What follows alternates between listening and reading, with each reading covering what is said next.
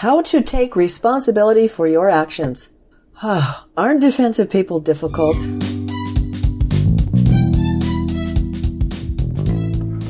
Welcome to the Best Years podcast. This is Dr. Darlene speaking to Generation X and baby boomers who want more. I'll share power, skills, and tools with you to get your mojo back and love your life. Those defensive people, I'm not yelling.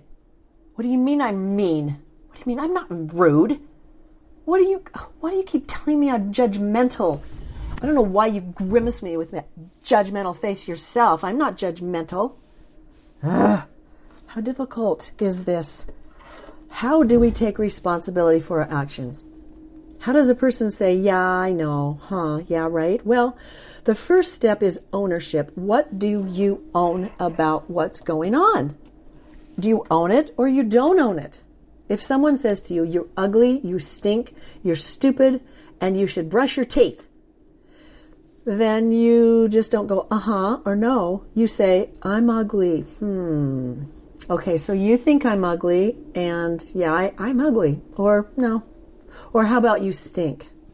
Well, you just told me I stink, and I just took a shower, so I get that you think I stink. I just don't own that I've done anything to contribute to that.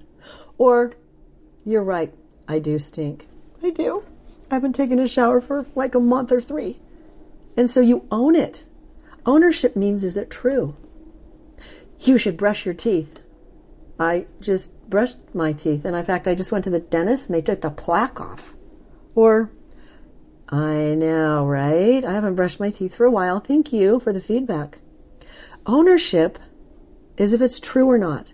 And only when you own something can you take responsibility for your actions.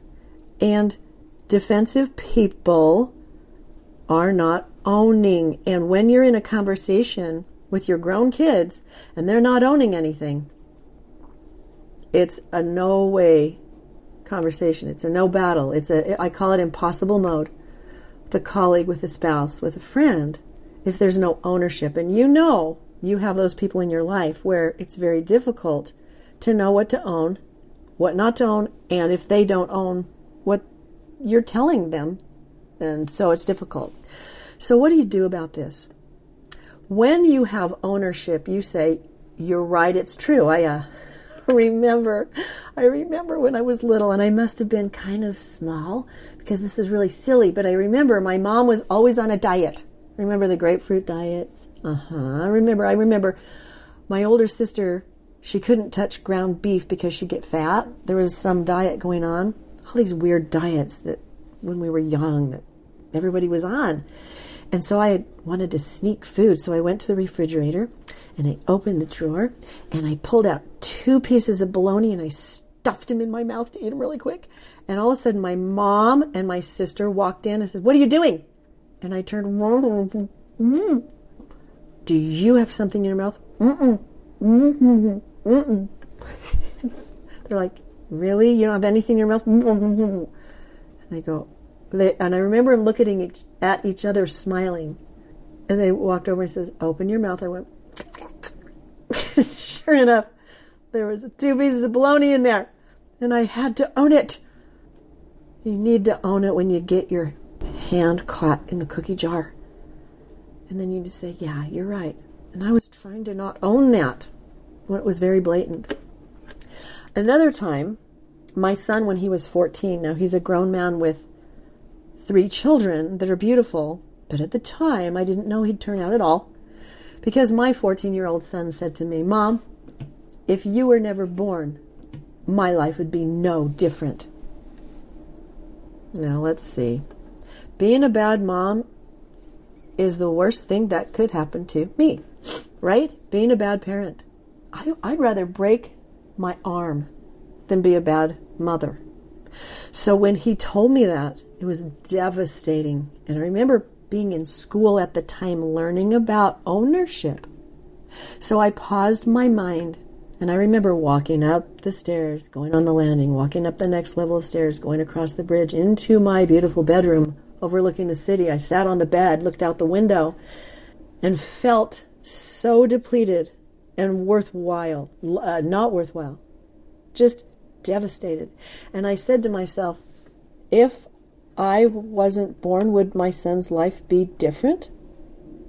And then, of course, I went into, are you kidding me? I took him to Scouts. I did this for him, and look what I did. And I bought him his trucks and his whatever you'd put on skateboards, and I took him to the mall, to the Stussy shop, and I did all of these things. So I don't own that.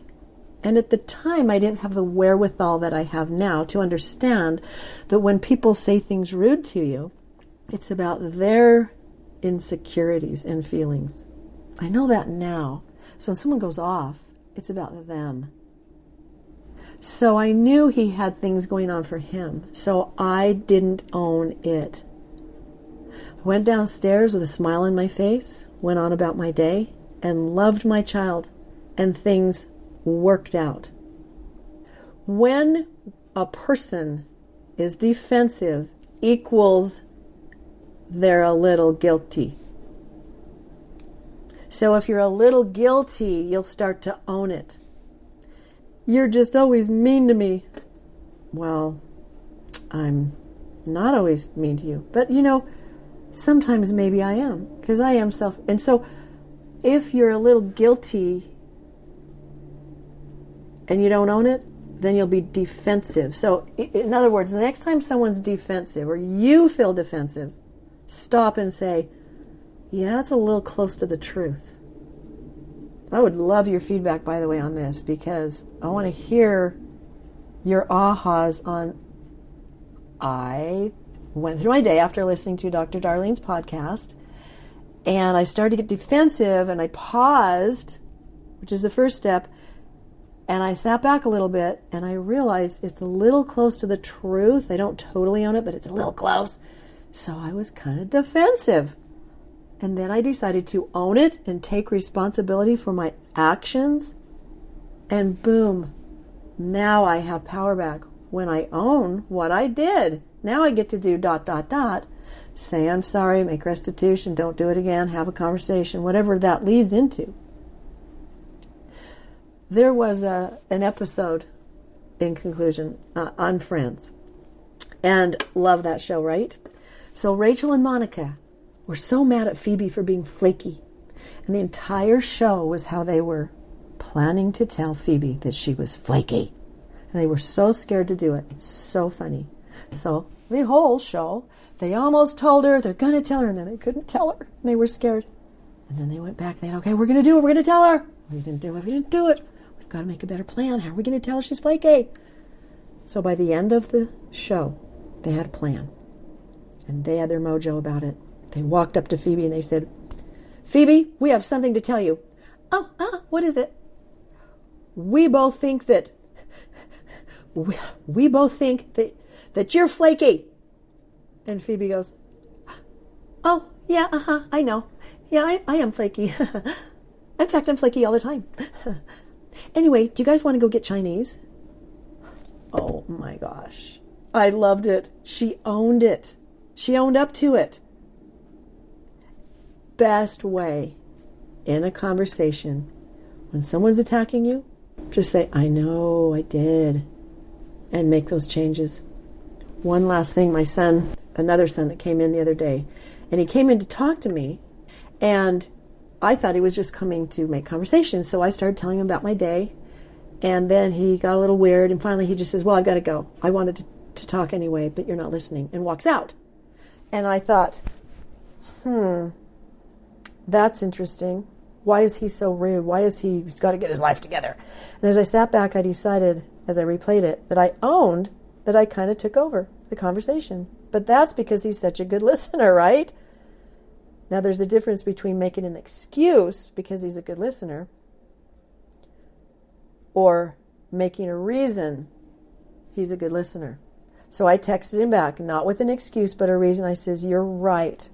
I didn't listen to you, and I'm really sorry. You're such a good listener, which is a reason, not an excuse. And that fools me. And I will really work on doing that better and listening to you in the future. And it was very good for both of us as we went on with our relationship. So what do you own today? How are you defensive? How are you going to own what you've done? To say you're sorry, let go of resentment, etc. Owning is the first step. Well, pausing and then owning. So I'd love feedback about that.